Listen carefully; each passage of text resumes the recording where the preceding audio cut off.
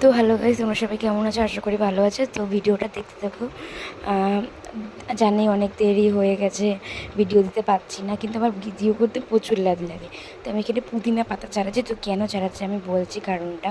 দেখছো পুদিনা পাতা ছাড়ানো হয়ে গেছে। এটা 5 মিনিট কামাল ক্যামেরা।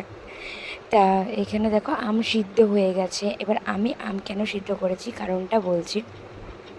কারণ আমি সবাইকে আম পান্নার শরবত খাওয়াবো, সবাইকে বলতে যারা এই রোদে তেতে পুড়ে কাজে যাচ্ছে তাদের জন্য।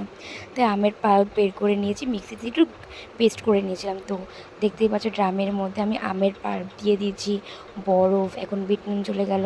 আসলে না সব ভিডিও করা হয়নি, কারণ আমি আর মা ছিলাম তো কাজ করতে হচ্ছিল, ঠিক আছে। ওর জন্য অত ক্লিপ নিতে পারিনি, কিছু কিছু ক্লিপ নিয়েছি। এখন যাচ্ছে জল জিরা যাবে, পুদিনা পাতা যাবে, তারপর হচ্ছে চিনি যাবে, সব কিছু যাবে, আর বিট লবণও গেছে, দেখতেই পাচ্ছ।